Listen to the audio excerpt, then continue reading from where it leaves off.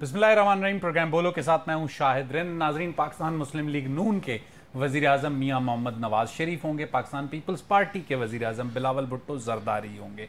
पाकिस्तान का वजीर आजम कौन होगा, इस सवाल का जवाब पाकिस्तान की आवाम ने आइंदा आम इंतखाबात, जब भी इलेक्शन कमीशन उनकी डेट्स अनाउंस करती है मौजूदा हुकूमत के जाने के बाद, उन इंतखाबात में पाकिस्तान की आवाम ने यह फैसला करना है कि पाकिस्तान का वजीर आजम कौन होगा, मियाँ नवाज शरीफ या बिलावल भुट्टो जरदारी या फिर कोई तीसरी शख्सियत।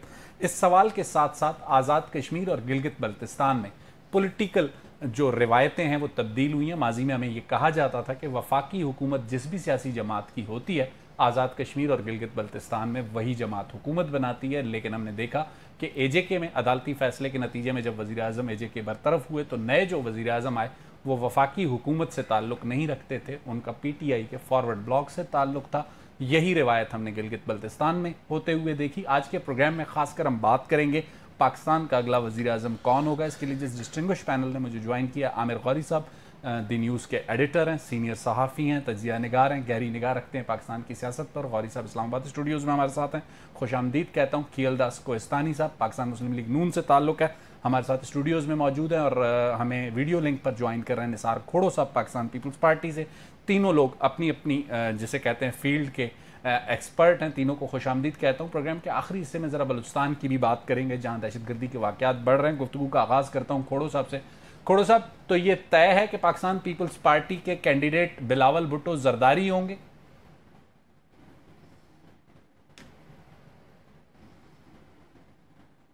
खोड़ो साहब आपको मेरी आवाज़ आ रही है?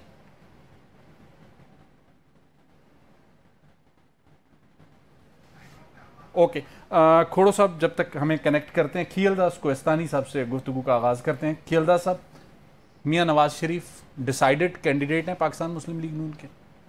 देखें, बिल्कुल ये मुस्लिम लीग नून का कोई वर्कर हो, सपोर्टर हो, वो चाहते हैं। और जब शाहिद खाकान अब्बासी था तब भी हम कहते थे हमारा वज़ीर आज़म नवाज शरीफ है। सही। इस वक्त शहबाज शरीफ साहब हमारा वज़ीर आज़म है, हमारी दिलों का वज़ीर आज़म नवाज शरीफ है। ठीक है, ठीक है। तो अब जब पार्टी के जो सदर हैं इस वक्त प्राइम मिनिस्टर भी है, उन्होंने खुद भी 1 महीना पहले भी जब हमारा काउंसिल का इजलास हुआ था उसमें वाज़े अंदाज में उसने क्लियर किया था कि कायदे मोहतरम नवाज शरीफ साहब आएंगे और वो पार्टी को भी और वज़ीर आज़म के मनसब में, आज भी उन्होंने ये बात की है। ऑन अ लाइटर नोट, आप लोगों ने तो वज़ीर आज़म तय कर लिया है, लेकिन मियाँ नवाज शरीफ साहब बतौर एक सज़ा याफ्ता कैदी के लंदन गए थे और वापस आके उन्होंने एक बार जेल जाना है जब तक कि अदालतों से मामलात क्लियर नहीं होते। तो आपकी नज़र में वो जेल से ही वज़ीर आज़म होंगे? देखें, बात यह है कि नवाज शरीफ साहब को एक दफ़ा नहीं निकाला गया, ये तीसरी बार था। पहले भी नवाज शरीफ साहब को जब 99 में जब ये कू हुआ था तब भी उनको सज़ाए मौत और जो भी फैसले उनके खिलाफ आए थे, तो हालात और वक्त ने देखा, साबित किया कि नवाज शरीफ साहब सुरखरू भी हो। लेकिन अब जरा वक्त कम है, अदालती बिल्कुल ये वक्त जो कम नहीं है। हैं। देखें, अगर पहली बात ये फैसला जो आपने इंट्रो में कहा कि पाकिस्तान का वज़ीर आज़म कौन बनेगा, पाकिस्तान का वज़ीर आज़म वही बनेगा जिसको पाकिस्तान की अवाम, मैंने इंट्रो में यही बात, ठीक है ना, वो अवाम फैसला करेगी। तमाम पार्टियां, जैसे आपने पीपल्स पार्टी का बिलावल भुट्टो, हमारा कायद मोहतरम नवाज शरीफ, तो ये हर पार्टी को हक है अपना कैंडिडेट शो करे, अपना मैनिफेस्टो लेके जाए और ये हो। अब जो बात आप कह रहे हैं कि देखें, जब तक मैं एक आम पाकिस्तानी सियासी कारकुन और पार्टी के शॉर्ट एंड प्रिसाइज कीजिएगा कि अदालती मामले को कैसे निपटेंगे आप लोग? नवाज शरीफ के साथ जो नाइंसाफी की गई है, जो अदालतें इंसाफ दे देंगी उन्हें? नहीं, अदालतों ने जो जुल्म किया है नवाज शरीफ के साथ, इन्हीं अदालतों ने भुट्टो के साथ इसी अदालत से इंसाफ भी लेना है आपने। इसी भी इंसाफ भी लेंगे, मगर बात यह है कि एक झूठे केसेस में ये काफी लोग एतराफ कर चुके हैं। अब वक्त आ गया है, अगर अदालत ने इंसाफ ना दिया जो आप चाहते हैं इंसाफ, अब वक्त आ गया है कि इस नवाज शरीफ साहब का जो बुनियादी हक है इलेक्शन लड़ना, और इस जो सारे मामला को ये फैसला रिवर्स किया जाए। ये फैसला हमारी आपकी ख्वाहिश है, लेकिन अदालत ने मेरिट पे फैसले करने, हम चाहते हैं कि ये फैसला रिवर्स हो। उसकी बुनियादी वजह ये जो लोग इन सारे फैसलों में किरदार मौजूद थे वो एतराफ भी कर चुके हैं। इसके बाद आप अपनी गुफ्तगू आगे बढ़ाइए। मुल्क ने भी भुगता है। इसके बाद आप अपनी गुफ्तगू आगे बढ़ाइएगा। निसार खोड़ो साहब हमारे साथ हैं। खोड़ो साहब, पाकिस्तान पीपल्स पार्टी अगले इंतखाबात में सिर्फ एक ही स्लोगन के साथ जाएगी, बिलावल भुट्टो वजीर आजम? हमारे पार्टी के वो चेयरमैन हैं, पाकिस्तान पीपल्स पार्टी के चेयरमैन हैं। पाकिस्तान पीपल्स पार्टी ने जहां भी उनकी हुकूमत है उन्होंने वहां डिलीवर किया है। वफाकी पार्टी रही है, हमारी हर जगह सलाम दुआ है। हम पूरा हक रखते हैं कि हम और सूबों में भी सराहियत हासिल करें, लोग दोस्त बनाएं, कैंडिडेट सामने लाएं। और जाहिर है हम अपनी पार्टी के प्लेटफॉर्म से जब इलेक्शन लड़ रहे हैं तो हमारा उम्मीदवार अगर है तो वो बिलावल भुट्टो जरदारी ही है। सही। खोड़ो साहब, यहाँ पे आपको 1 मिनट के लिए रोकूंगा और गौरी साहब को ऐड करूंगा। गौरी साहब, दोनों मेहमानों की बात आपने सुनी, मेरा सवाल फिर वहीं पर है। पाकिस्तान पीपल्स पार्टी का वजीर आजम बिलावल भुट्टो, PMLN का मियां नवाज शरीफ, कोई तीसरी शख्सियत वजीर आजम की उम्मीदवार आपको नजर आती है आइंदा आम इंतखाबात में जब कभी भी होते हैं? देखिए, पॉसिबिलिटी तो हर जगह मौजूद रहती है। इस तरह से कि PMLN की जो है केस में शहबाज साहब को पता है कि वो शायद उतने पॉपुलर जो है कैंडिडेट ना हो जिस वक्त कन्वेंसिंग शुरू होगी, तो he needs and the party needs Nawaz Sharif, और इसी वजह से उनका नाम लेते हैं कि वो वापस आएंगे, उनके साथ ज्यादती हुई है। बिल्कुल बहुत सारी बातें हैं उनके अंदर जो है वो थोड़ी बहुत हकीकत भी होगी। बिलावल साहब को भी पता है कि बिलावल साहब on his own can not lead the party, you know, he needs his father. Asif Ali Zardari के बगैर उनके लिए बड़ा मुश्किल। मेरा पॉइंट ये है कि एक आपने खुद कह दिया कि नवाज शरीफ साहब जो हैं उनको अपने मसाइल हैं, अदालत अभी तक मामला उनके वो मसाइल हल होंगे, फिर हमें देखना पड़ेगा कि वो अगर फर्ज किया सीटें जीतेंगे इतनी कि इस पोजीशन में आए कि वो और उनके जो भी फ्यूचर एलाइज होंगे कि वो पोजीशन, ये कहना कि ये इनके कैंडिडेट्स हैं, ठीक है, तो जिस तरह आपने खुद कहा इंट्रो में कि ये इनकी ख्वाहिशात हैं, पार्टीज की होती हैं। बिलावल साहब की सूरत में मेरा अपना ये ख्याल है कि जरदारी साहब जितने जो शातिर, अगर मैं लफ्ज़ इस्तेमाल कर सकूं पॉजिटिव सेंस में, पॉलिटिशियन है, शार्प कह लें अंग्रेजी, हाँ शार्प कर लें, you know, and very skillful. उन्होंने पिछले 10-15 साल में बहुत जो है वो सीखा है और सिखाया भी है। हाँ, मेरा ये ख्याल है कि वो अभी बिलावल को इस फील्ड में उस तरह पुश नहीं करना चाहेंगे कि जिस वक्त इतने बड़े बड़े दूसरे सियासतदान दूसरे सूबों में मौजूद हो। पाकिस्तान एक बहुत बड़ा इकोनॉमिक क्राइसिस है, पॉलिटिकल टर्मोइल है। आई थिंक ये भी हो सकता है, दो सिचुएशन हो सकती हैं कि आखिरी वक्त में कहीं वो ये कहें कि मैं खुद वजीर आजम का कैंडिडेट हूँ, ठीक है ना। मेरा यह ख्याल है कि वो देखेंगे कि बिलावल जो है 1 मिनट के लिए आपको रोक के खोड़ो साहब को ऐड करूंगा। खोड़ो साहब, गौरी साहब ने जो बात की और वाकई जिस किस्म के इकोनॉमिक चैलेंजेस हैं, पॉलिटिकल टर्मोइल है, बिलावल इज टू यंग और he is performing very well as a foreign minister. हमें नजर आता है इंटरनेशनल फोरम्स पे पाकिस्तान की जो रिक्वायरमेंट्स हैं उनको पूरा करते हुए, जो कॉन्फिडेंस एक नौजवान में होना चाहिए वो नजर आता है, पॉलिटिशियन की झलक नजर आती है। लेकिन आपको नहीं लगता कि he is too young for the slot of prime minister? और गौरी साहब की बात में किसी हद तक वजन है, पीपल्स पार्टी में आसिफ अली जरदारी साहब भी हो सकते हैं प्राइम मिनिस्टर के कैंडिडेट। देखें जनाब, जब कनाडा में एक नौजवान वजीर आजम हो सकता है तो पाकिस्तान में क्यों नहीं? उन्होंने 1.5 साल में जो वजारत खारजा संभाली है और पाकिस्तान की नेकनामी में उसने किरदार अदा किया है, दोस्त बनाए हैं, एक लॉबी क्या एक हर जगह पहुंचे हैं अपने आप को इंट्रोड्यूस करने के लिए, पाकिस्तान को इंट्रोड्यूस करने के लिए। उन्होंने थोड़ी सी कामयाबियां भी हासिल की हैं, काफी सारी। सही। तो फिर प्राइम मिनिस्टर बनने के लिए उम्र की मुकर्रर हद है 25 साल। बिल्कुल ऐसा ही है। 25 साल में अगर कोई MNA बन जाता है, अगर 25 साल में कोई MNA बन जाता है, capable to be prime minister, तो वो प्राइम मिनिस्टर भी बन सकता है। बिल्कुल ऐसा ही, आइन और कानून इजाजत, कोई उम्र की हद नहीं है रखी हुई। बिल्कुल जिस तरह से आइन में, लेकिन तजुर्बे का मामला तो है ना खोड़ो साहब, एग्री करेंगे आप इससे? तो तजुर्बा तो मैं कह रहा हूँ ना, तजुर्बा जो साल भर का रहा है आपका, वो क्या कम रहा है? अच्छा नहीं रहा? नहीं, हमने कोई डिनाई नहीं किया। तजुर्बा जो रखा है आपने, very well as a foreign minister. जब आप भाई अगर यही बात है ना, तो हुकूमत में होने से सब कुछ पता चल जाता है। और फॉरेन मिनिस्टर के लिहाज से दुनिया में पाकिस्तान को इंट्रोड्यूस कराने में अगर वो कामयाब हुआ है तो उसको तजुर्बा ही कहते हैं ना। ठीक हो गया। जब पाकिस्तान की पॉलिसीज का पता होगा उसी पर ही तो बैरून मुल्क दुनिया में अपने पाकिस्तान को प्रेजेंट करने के लिए उन्होंने कोशिश की होगी ना। ठीक। खोड़ो साहब, एक छोटी सी ब्रेक लेनी है, ब्रेक लेते हैं, ब्रेक के बाद दोबारा आते हैं तो गुफ्तगू का सिलसिला यहीं से तीनों मेहमानों के साथ जोड़ेंगे। नाज़रीन, लेते हैं एक छोटी सी ब्रेक। वेलकम बैक नाज़रीन। ब्रेक के बाद एक बार फिर आपके सामने हाजिर खिदमत है। खोड़ो साहब अपनी गुफ्तगू कर रहे थे। खोड़ो साहब से एक सवाल करना चाहूंगा। खोड़ो साहब आप मैं अर्ज करूं सर, सिर्फ एक सवाल ले किया था, कंप्लीट नहीं किया था। अच्छा, सवाल को उसी में ऐड कर ले, फिर अपनी बात कंप्लीट कर लीजिएगा। सवाल मेरा आपसे ये था कि जैसे मियां नवाज शरीफ के रास्ते में अदालती रुकावट हमें नजर आती है, अदालती फैसले, बिलावल भुट्टो को वजीर आजम बनने के लिए पंजाब में जो मकबूलियत चाहिए वो हमें अभी तक पाकिस्तान पीपल्स पार्टी के पास नजर नहीं आ रही, तो किस तरीके से वो लाहौर से जीटी रोड से इस्लामाबाद का सफर करेंगे वजीर आजम के लिए? इस्लामाबाद का सफर करने के लिए बहुत से रोड जाते हैं। मोटरवे भी उधर जाता है, तो जीटी रोड भी उधर जाता है, तो जहाज भी उधर जाता है, बिल्कुल, ट्रेन भी उधर जाती है, बिल्कुल। रही बात के तजुर्बे की, जहां तक आपने की, तो पाकिस्तान ने 3.5 साल ना तजुर्बेगार आदमी को भुगता है। सही। एक ना तजुर्बेगार आदमी को भुगता, उन्होंने बड़के तो मारी कि मुझे 22 साल का तजुर्बा है, 22 साल का तजुर्बा है, लेकिन 3.5 साल में जो उसने हालत बना दी वो सबको पता है। सही। बिलावल साहब के लिए हाँ ये ठीक है कि पाकिस्तान पीपल्स पार्टी कितनी सीटें जीतती है। पंजाब सबसे बड़ा इलेक्शन के अपने अपने डायनामिक्स, मैं वही अर्ज कर रहा हूँ, हर एक इलेक्शन के अपने अपने डायनामिक्स होते हैं। सही। ठीक है। अब डायनामिक्स में लोग हमारे साथ शामिल भी हो सकते हैं। सही।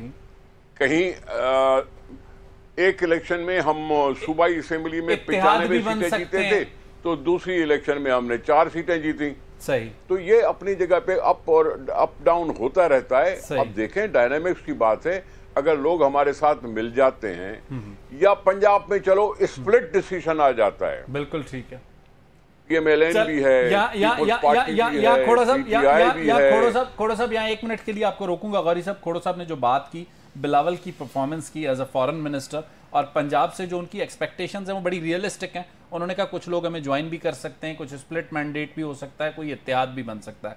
आमिर गौरी बिलावल की परफॉर्मेंस और पंजाब में पीपल्स पार्टी की एंट्री को किस तरीके से डिफाइन करेंगे? देखिए, बिलावल ने एज फॉरेन मिनिस्टर जो है अपने आप को प्रूव तो किया है। ही इज़ इम्प्रेस्ड जिस कॉन्फिडेंस के साथ उन्होंने इंटरनेशनल मीडिया, जो मतलब बड़ा ट्रिकी होता है पाकिस्तान के पॉलिटिशियंस के लिए, उसको जिस तरह उन्होंने हैंडल किया है, तो वो प्रेज वर्दी तो है। इवन इंडिया में, हाँ, इंडिया में, मतलब देखें, एक नौजवान फॉरेन मिनिस्टर का इंडिया के प्राइम मिनिस्टर को ये कह देना कि ये गुजरात का जो है कातिल है और कसाई है, बुच्चर है, और उसके बाद फिर इंडिया जाना, ये मतलब कोई बंदा ऐसा नहीं कर सकता, आम बंदा नहीं कर सकता। उसकी उनकी जो पेडिग्री है, ये शोन कि उनकी वालदा प्राइम मिनिस्टर रही हैं, उनके नाना प्राइम मिनिस्टर रहे हैं, उनके नाना के वालिद भी जो है वो किसी जमाने में हिंदुस्तान में प्राइम मिनिस्टर थे, तो वो जो है पेडिग्री, तो दैट शोज। लेकिन मैं बताऊंगा, पाकिस्तान जो है ना, it is a disjointed polity. मैं नहीं कहता कि किसने इस पर इतनी मेहनत की है कि पाकिस्तान का कोई एक सूबा जो है ना, उसका लीडर दूसरे सूबे में उतना पॉपुलर नहीं है। बिल्कुल ऐसे। तो कोई एक लीडर मतलब फुल फोर्स के साथ 2 सूबे नहीं जीत सक रहा, मतलब तो आपको दूसरे कौमी सत्ता का आप कहते हैं लीडर नहीं है। लीडर कौमी सतह के हैं, सही है, लेकिन उनकी पार्टियां जो है ना, वो कौमी सतह की मुसलसल काम कर करके उनके ऊपर बाज अदारों ने वो इतनी कमजोर कर दी है कि उनको जो है दूसरे सूबों में और लोग ढूंढने पड़ते हैं। यहाँ पे 1 मिनट के लिए रोक नहीं, ये सिर्फ आखिरी बात सुन लें। अब उस सूरत में देखें, खोड़ा साहब खुद एडमिट कर रहे हैं, हमें नहीं पता इस स्टेज के ऊपर, I think we are discussing this subject slightly before time. हमें नहीं पता कि मुस्लिम लीग कितनी सीटें जीतेगी, हमें नहीं पता पीपल्स पार्टी कितनी जीतेगी, और फिर इनको किन की जरूरत पड़ेगी। इस्तेहकाम पाकिस्तान पार्टी, काफ लीग, मैं तो सिर्फ पाकिस्तान के इस्तेहकाम में बिलीव करता हूं, ठीक है। इस्तेहकाम में पाकिस्तान में आपका बिलीव अभी तक नहीं है। खियलदास साहब, आपके ख्याल में पंजाब, चूंकि आपके पास जो सबसे बड़ा एज है वो पंजाब है, नंबर ऑफ सीट्स वहाँ ज़्यादा हैं, PMLN, लेकिन चैलेंज आपके लिए PTI है, अदालत के बाद दूसरा बड़ा चैलेंज है, और इस्तेहकाम में पाकिस्तान पार्टी बनने के बाद क्या वो जो जरदारी साहब आपको फार्मूला दे रहे हैं कि कुछ सीटों पे एडजस्टमेंट कर लें ताकि इनके रास्ते वास्ते रोके जाएं, तो पॉसिबिलिटी है? देखिए, पहले मैं गौरी साहब ने जो बात की कि लीडर सब बड़े हैं पंजाब में, सूबों में तक महदूद हो गए, उसकी मैं अपने तजर्बे से, मैंने जो 5 साल यहाँ पे असेंबली में भी देखा है, सिंध में भी हम पॉलिटिक्स PMLN के वर्कर के तौर पे मैं करता हूँ, मैं समझता हूँ, ये मेरी ज़ाती राय है, कि जब हमने चार्टर ऑफ डेमोक्रेसी साइन की, 18 अमेंडमेंट आई, सूबों को जो इख्तियारात दिए हैं, और उस इख्तियारात में जो फेडरेशन है, वहाँ प्राइम मिनिस्टर के पास इख्तियारात कम है, एक MNA के पास कोई ऐसा इख्तियार नहीं है, तो लोगों के जो मसाइल है सूबाई मामला में, पीपल्स पार्टी पंजाब के आप वर्कर से पूछेंगे, तो वो यही कहेगा कि पंजाब में हमारी नहीं चलती, हमारे PMLN काम से सिंध में पूछेंगे PMLN यही सिंध होगा। में KPK में आप लेकिन जाएंगे, दोनों से जब आप बलूचिस्तान और खैबर पख्तूनख्वा का पूछेंगे तो दोनों के कारकुन रो रहे हैं। ठीक है ना। तो एक सूबे में होल्ड होने के बाद उन दोनों को नजरअंदाज, ये भी एक वजह है। ये भी एक वजह है, यही एक वजह है जो सूबों तक हमारी पार्टियां रह गई है। हालांकि नहीं होना चाहिए। मैं करता हूँ, हमने फील किया, हम कहते हैं लीडरशिप को। अच्छा, उसके बाद अगर सिंध में पीपल्स पार्टी को मैंडेट मिल गया, नून लीग को 2013 में वफाक में था, तो हम एक दूसरे के मैंडेट का भी एहतराम करते हैं। तो ये जब एहतराम करते हैं, जो पार्टी में बैठे हुए हैं वो या पीपल्स पार्टी का पंजाब का वर्कर हो या सिंध में नून का, तो वो कहते हैं कि आप आपस में मिले हुए हैं या आप उनको वो उनके वर्कर को लगता है कि मैंडेट के एहतराम में आप दोनों ने गठजोड़ की हुई है। मगर ऐसी बात नहीं है। मैं दूसरी बात आप कह रहे हैं, देखें पार्टियां हम इस वक्त इत्तेहादी है। 14 अगस्त की रात को हम अपने मैनिफेस्टो, अपना प्रोग्राम 14 अगस्त की रात को आप सारे रवायती हरीफ के तौर पे मैदान में उतरेंगे। और अब वो हरीफ नहीं होंगे, हमने सीखा है। ठीक है, अच्छी बात है। वो अपना बात रखेंगे, अपनी बात करें, कारकर्दगी बताएंगे। एक पॉइंट और फ्लोट करने दें ताकि एक और राउंड हम आपसे भी डिस्कशन का करें। खोड़ो साहब, जो इस वक्त की सूरत-ए-हाल अभी तक की सामने आती है, पहले ये नजर आता था कि पाकिस्तान पीपल्स पार्टी 2008 में एक सीनियरिटी पे आपने नंबर लिए, सबसे बड़ी जमात, और फिर आके हुकूमत फॉर्म की। 2013 में हमने देखा पाकिस्तान मुस्लिम लीग नून। लेकिन जो स्प्लिट मैंडेट की आप बात कर रहे थे, क्या आपको लगता है कि Pakistan peoples party, PMLN, PTI, इस्तेहकाम पाकिस्तान पार्टी, कोई एक जमात ऐसी होगी जो 100 सीटें ले सकेगी कौमी असम्बली की? बजायर जिस तरीके की सूरत हाल है नजर नहीं आता। सर जी, यहाँ हमारी मुख्तलिफ तरीकों से जिस तरह से सियासत को कमजोर किया गया है, वो PMLN के बारे में भी है कि उनका सिंध में कोई ऐसी कोई खास मदद या खियलदास ने एग्री किया इस बात को हमारी हाँ एग्री, जी हाँ, ये अर्ज कर रहा हूँ।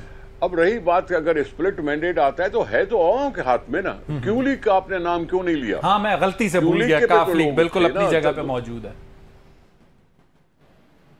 तो ये 4-5 पार्टियों के नाम आते हैं पंजाब में जो अपने अपने काम कर रहे हैं। अब जाहिर है इनके हिस्से में कुछ ना कुछ हो सकता है, सीटें आ जाएं। हो सकता है मुस्लिम लीग के मुझे नहीं मालूम, पीपल्स पार्टी के भी मुझे नहीं मालूम, दूसरों का भी मुझे नहीं मालूम। हर एक ने कोशिश करनी है। मैंने फिर कहा कि इलेक्शन के अपने डायनामिक्स होते हैं। अगर हमारे पास वो इलेक्टेबल्स मिल जाते हैं या हम वर्कर्स पर इन्हसार करके और मैदान में कूद जाते हैं और बताते हैं कि भाई सब पार्टियों को आपने देख लिया, हम फिर भी उनसे बेहतर हैं, आओ हमारे साथ मिलकर पाकिस्तान को बेहतर करें, तो कह सकते हैं हम। बिल्कुल ठीक है, अच्छी बात होगी अगर आप इलेक्टेबल्स के बजाय खोड़ो साहब जाएं अपने वर्कर पर। और तमाम पॉलिटिकल पार्टीज को चाहिए कि बजाय आप इलेक्टेबल्स के पीछे भागने के थोड़ा सा पॉलिटिकल स्ट्रगल कर लें, 2 इलेक्शन अपने वर्कर को मौका दें, हो सकता है तीसरे में वो सीट निकाल सकें। गौरी साहब, स्प्लिट मैंडेट पे खोड़ो साहब ने बात की थी, आपने भी उसको थोड़ा सा वो किया। बज़ाहिर एक पॉलिटिकल पिक्चर में ऐसे नजर आता है कि पाकिस्तान मुस्लिम लीग नून जो एक ज़माने में बड़ी जमात के तौर पे हमेशा पंजाब के नंबर्स गेम की वजह से नजर आती थी, अब पंजाब में जितनी स्प्लिट है, लगता है कि किसी भी जमात के लिए 100 नेशनल असम्बली की सीटें लेना, 172 गोल्डन नंबर होगा, 100 लेना भी बड़ा मुश्किल नजर आ रहा है जितनी के पार्टियां या धड़े बन चुके। देखें, अगर तो इस्तेहकाम पार्टी जो है और PTI, क्योंकि उनका वोट बैंक तकरीबन एक ही है, अगर फर्ज किया उसका वोट बैंक तकसीम होता है, यानी ट्रेडिशनल पॉलिटिशियन के दरमियान और वो लोग जिनको हम समझते हैं कि millions of young supporters of Imran Khan, और वो नए कैंडिडेट्स को वोट देते हैं, तो उनकी जो वोट की तकसीम है उसका फायदा नून को होगा, इसलिए कि पार्टी नहीं है। और यकीन करेंगे, देखें अगर फर्ज किया जरदारी साहब को यहाँ तक बात मनवानी पड़ेगी कि उनके जो कोर टीम के कोर मेंबर हैं, उनमें से देखें ना, कुछ लोग मुल्तान में हैं, कुछ मंडी बहाउद्दीन में, कुछ लाला मूसा में हैं, कुछ गुजर खान में हैं। अगर फर्ज किया वहां पर नून की बात नहीं बनती, मैंने नाम नहीं लिया, बिल्कुल ठीक तो अगर फर्ज किया वो लोग अपनी सीटें जो हैं वो नून की मदद से जीतेंगे, और अगर खुदा न खास्ता कहीं गड़बड़ हो जाती है, सियासत बड़ी अजीब गरीब चीज़ है, तो इसका मतलब है कि पीपल्स पार्टी जो है that will be facing a very grave danger है। तो जो आप कह रहे हैं कि 100, अभी हम ये नहीं कह सकते कि 100 सीटें लेगा या नहीं हालात से लग रहा है कि बड़ा मुश्किल है स्प्लिट मैंडेट इस वजह से कि पिछले कुछ सालों से जो काम हुआ है पार्टियों को मजीद कमजोर करने का, उसका असर आपको इस इलेक्शन में भी नजर आएगा। लेकिन ये देखना पड़ेगा कि अगर नवाज शरीफ वाकई पॉपुलर लीडर थे और वो वापस रीगेन और रिटेन करना चाहते हैं पंजाब को, क्योंकि पंजाब के अलावा तो उन्होंने फेडरल हुकूमत नहीं लेनी, तो अगर फेडरेशन में भी हुकूमत बनानी तो पंजाब मस्ट है। पंजाब के बगैर वो इस तरह के हालात का सामना होगा जिस तरह आज है। अपने जो भी उनका रिकॉर्ड है उस पे वो कैंपेन लड़ गए, सही। तो फिर मुझे नहीं पता कि देखें 140 सीटें जो बातें गौरी साहब कर रहे हैं, पीएमएलएन से आप हैं, एग्री करते हैं गौरी साहब के पॉइंट से कि चैलेंज है आपके लिए अभी भी पंजाब? जी देखें, सियासत में चैलेंज हमेशा होते हैं। आप देखें 2018 में हमारे चैलेंज में, सॉरी एक बात ऐड कर रहा हूं, अब आपके पास वोट को इज्जत दो का बयानिया भी नहीं है, कुछ बचा नहीं है आपके पास। वैसे देखें बात, अगर इमरान माइनस हो जाता तो फिर इनकी पोजीशन बड़ी स्ट्रांग हो जाएगी। 2018 में अगर मफरूजों पे 2018 में हमारा अगर ही हो रहा है 2018 में हमारा कैंडिडेट कायदे मोहतरम ने शहबाज शरीफ साहब को कहा था और इलेक्शन शहबाज शरीफ के वज़ीर-ए-आज़म होने पे हमने लड़ी थी। तमाम जो रिपोर्ट्स थी 115 सीटें हम जीत रहे थे, जो हमें जनरल फैज की मेहरबानी से चलें आपने हिम्मत की, नाम तो लिया 5 साल बाद ही 64 पे खड़ी हो गई। मैंने हमेशा नाम लिया है। जब गुजरांवाला में नवाज शरीफ ने नाम लिया था, मेरे से एक टीवी में पूछा गया, मैंने कहा वीडियो चलाएं, मैं नाम आप टीवी पे वीडियो चलाएं। 3 साल गुजरने के बाद गुजरांवाला में हिम्मत दिखाई। मैं आपका रिकॉर्ड बता रहा हूं। मैंने कहा आप वीडियो चलाएं, नवाज शरीफ साहब ने जो भी कहा है ठीक कहा है। उन्होंने कहा नाम बताएं, मैंने कहा नाम आप चलाओ, मैं ले लेता हूं। चले पंजाब की जो सिचुएशन, आपका जो चैलेंज है, 1 करोड़ 32 लाख वोट पड़े थे पीएमएलएन को। आपकी कौमी असेंबली की नशिस्तें 100 से ज्यादा होंगी। मैं आपको बता रहा हूं, ये दीवार पे लिखा हुआ है, इस मुल्क के वजीर आजम चौथी बार नवाज शरीफ बनेंगे, 2/3 मेजॉरिटी से बनेंगे। 2/3 मेजॉरिटी में चलें आप जरा खोड़ो साहब की तरफ जाने दें। आपने 2/3 अक्सरियत मैं सेकंड करता हूं कि देखें जो एंटी पीएमएलएन वोट है वो तकसीम होगा। पीपल्स पार्टी, क्यू लीग, इस्तेकाम, पीटीआई और सब को ऐड करने दे। खोड़ो सब को ऐड करने दे। पूछ रहे खील साहब से कि वो दीवार कहां है, मैं जाके देखना चाहता हूं। दीवार हमें नजर नहीं आ रही, खील साहब को नजर आ रही है। अच्छा, इस्लामाबाद के करीब है या दूर है? नहीं, मैं और गौरी साहब अटेम्प्ट करेंगे जो मरकज के फैसले। चलें ठीक है। खोड़ो साहब, खीलदास साहब कह रहे हैं 2/3 मेजॉरिटी के साथ हम दोबारा 97 रिपीट करने जा रहे हैं। आप as a student of politics agree करते हैं इससे? सर, अगर खेलदास साहब ये कह रहे हैं तो फिर मैं कह सकता हूं कि पीपल्स पार्टी आपको सरप्राइज देगी। बिल्कुल आप कह सकते हैं सर, पीपल्स पार्टी सरप्राइज देना तो कह सकता हूं ना, बिल्कुल कह सकते हैं, हमने इनकार नहीं किया सर। और उससे ज्यादा मैं भड़क नहीं मार सकता। अच्छा, इससे ज्यादा भड़क नहीं मार सकते, ठीक है। अच्छा खोड़ो साहब, जो एक सबसे इंपॉर्टेंट नुक्ता है, वजीर आजम का मामला अपनी जगह पे, सितंबर आरिफ अलवी साहब की मियाद मुकम्मल होगी, अगले सदारत की सॉरी आरिफ अलवी साहब के बाद जो इंतखाब होना है इलेक्टोरल कॉलेज, जब असेंबलीज आएंगी उसके बाद ही मेरे ख्याल से हो सकेगा आईनी और कानूनी तौर पे। तो प्रेसिडेंसी के लिए पाकिस्तान पीपल्स पार्टी आसिफ अली जरदारी साहब को लॉन्च करेंगी अगर वजीर आजम मियां नवाज शरीफ या उनकी जमात से होता है। ये भी देखें, ये इलेक्शंस के बाद की बात है। जब इलेक्शंस हो जाएंगे पता चल जाएगा कौन सी पार्टी को कितनी ताकत मिली है, कितनी सीटें मिली हैं। ये उस वक्त बैठ के फैसला होता है कि कौन अपने आप को प्रेसिडेंट के लिए पेश कर रहा है, कौन प्राइम मिनिस्टर के लिए पेश कर रहा है। चेयरमैन है हमारे बिलावल भुट्टो जरदारी साहब, ठीक है। आसिफ अली जरदारी साहब हैं हमारे पार्लियामेंटेरियंस के प्रेसिडेंट और को चेयरमैन और शरीक चेयरमैन। ओके, ठीक है। ये 2 बड़े नाम हैं हमारी पीपल्स पार्टी में। वो बाद में फैसला हो सकता है कि सदारत के लिए जा रहे हैं या नहीं जा रहे हैं। ओके, गौरी साहब आप जरा 30 सेकंड्स में ऐड करेंगे कि प्रेसिडेंसी आपको किस तरफ जाती हुई नजर आती है? आई थिंक इसका फैसला जो है वो अभी जिस तरह खोड़ो साहब भी कह रहे हैं ना, फिर टू अर्ली है।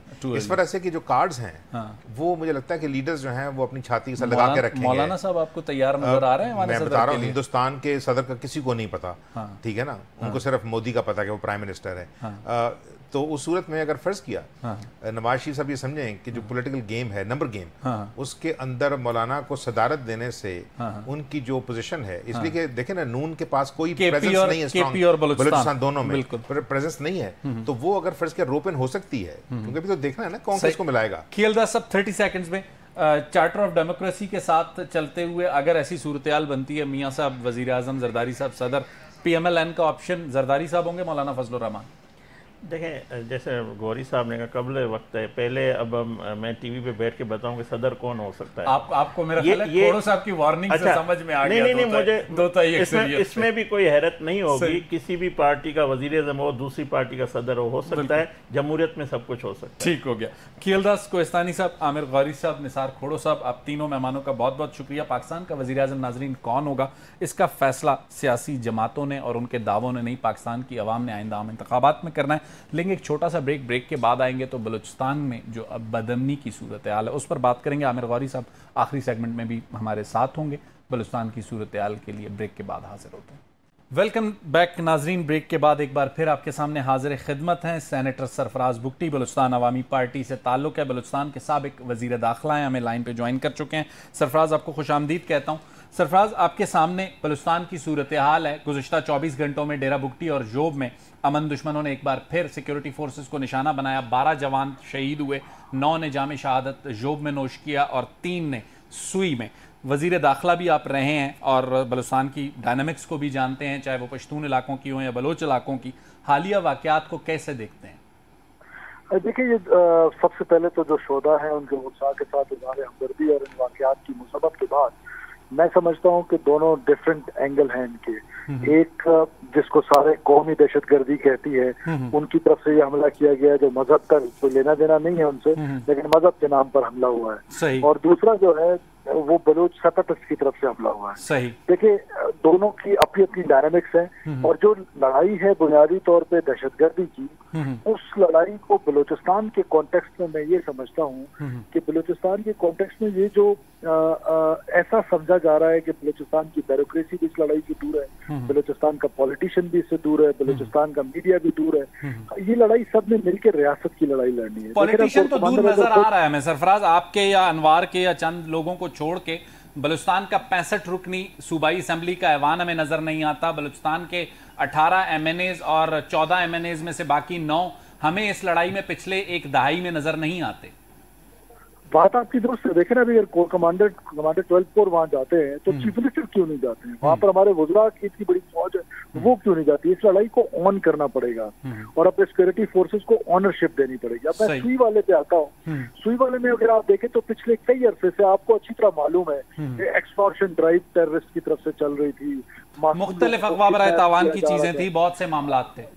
अब ऐसे में सिक्योरिटी फोर्सेस जो हैं वो FC की बलूचिस्तान में एक अजीम दास्तान है कुर्बानियों की, जिनकी वजह से एक अमन जो है वो बलूचिस्तान के लोगों को मिल रहा था। दो कि इसको FC को मिलाइन करने की कोशिश की गई, कभी चेकपोस्टों के नाम पर प्रोपेगेंडा टूल का हिस्सा बनाया गया उनकी तरफ से। लेकिन सरफराज, जब आप भी वजीर दाखिला थे, हमें याद आता है हम हमेशा ये कहते थे कि अफगानिस्तान में मौजूद जो हिंदुस्तान की एम्बेसीज हैं या हिंदुस्तान की जो प्रेजेंस है उसकी वजह से, अब तो पिछले 1-1.5 साल से अफगानिस्तान की सूरत हाल तब्दील हो चुकी है, वहाँ गवर्नमेंट चेंज हो चुकी है, अब वहाँ इंडियन फुटप्रिंट इतना नहीं है।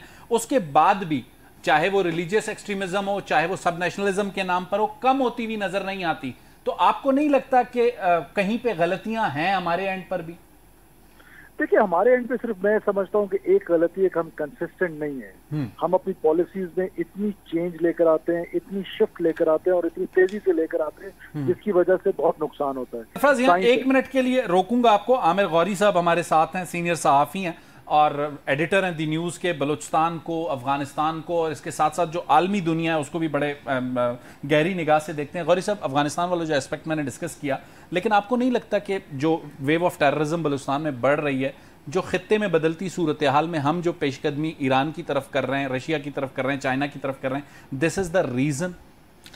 मेरा ख्याल है ज़्यादा इस ए मिक्स प्लेट। देखिए, हमारे लिए बड़ा इजी है भारत को इल्ज़ाम देना कि वो ये कर रहा है सारा कुछ, लेकिन आपको याद होगा कि मुशर्रफ के ज़माने में चले जाएं, उस वक्त उनके जो होम सेक्रेटरी थे कमाल शाह, उनका एक बयान छपा था और उसने कहा था कि हमारे पास दोस्त मुल्कों की एजेंसियां जो हैं वो गंदा खेल खेल रही हैं। और मुझे याद है कि मैंने खुद मुशर्रफ साहब से पूछा था लंदन में एक प्रेस कॉन्फ्रेंस में कि क्या कमाल शाह साहब ठीक कहते हैं, और अगर वो ठीक कहते हैं तो क्या हम उन दोस्त मुल्कों का नाम लेंगे कि वो क्या खेल खेल रहे हैं। अब देखें, बलूचिस्तान के अंदर जो चीज़ें चेंज होनी है ना, उसकी आबादी को एक तरफ रख दें इस पर।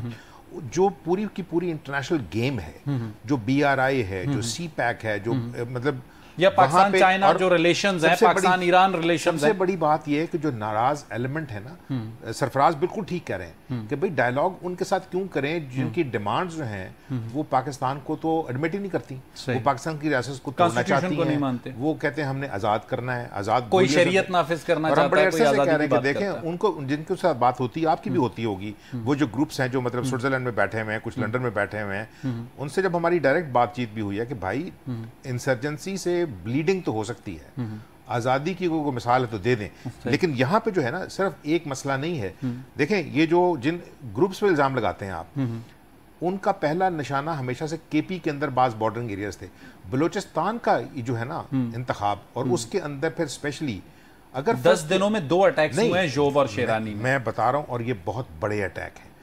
आप ये देखें कि अल्लाह का शुक्र है, लेकिन वो जो इंटरनेशनल फिनोमेना आपको फील होता है, पॉलिटिशियंस पे अटैक नहीं हो रहा, सिक्योरिटी फोर्सेस पे हो रहा है, क्योंकि सिक्योरिटी फोर्सेस इंश्योर करना चाहती हैं कि जो बदमाश हैं, देखिए सियासतदान तो बातचीत कर सकते हैं, लेकिन सब फिर सरफराज ने आमिर भाई 1 मिनट के लिए आपको यहाँ रोकूंगा। सरफराज, आप गौरी साहब से एग्री करेंगे इंटरनेशनल फिनोमेना अपनी जगह पे मौजूद है, और खासकर जब हम देखते हैं कि मुल्क में इकोनॉमिक रिवाइवल की बात होती है, ग्रीन इनिशिएटिव की बात होती है, थोड़ा सा हम पॉलिटिकल टर्मोइल और इकोनॉमिक क्राइसिस से निकलने की कोशिश करते हैं, इस तरह के वाकयात बढ़ जाते हैं। 30 सेकंड में प्रिसाइज कीजिएगा। देखिए ये जो पैटर्नेज है जिसका आप जिक्र कर रहे हैं, ये पिछले कई अरसों से ये पैटर्न रहा है। जब जब मुल्क में कोई स्टेबिलिटी की बात होती है तो कहीं ना कहीं पर अटैक आ जाता है। बलूचिस्तान की अपनी फ्रैजिलिटी है, फिर आप डायलॉग की बात लोग करते ना, पहले पोजीशन ऑफ स्ट्रेंथ में तो आ जाए, पोजीशन ऑफ स्ट्रेंथ में आके उसके बाद बिल्कुल डायलॉग कर लें। आप पोजीशन ऑफ स्ट्रेंथ में ही नहीं है, वीक पोजीशन पे, रेट ऑफ स्टेट कमजोर है, और ऐसे में किसके साथ डायलॉग करेंगे? मेरा ख्याल है कि बलूचिस्तान की फ्रैजिलिटीज को सामने रखते हुए सोल्यूशन सिनर्जी में है।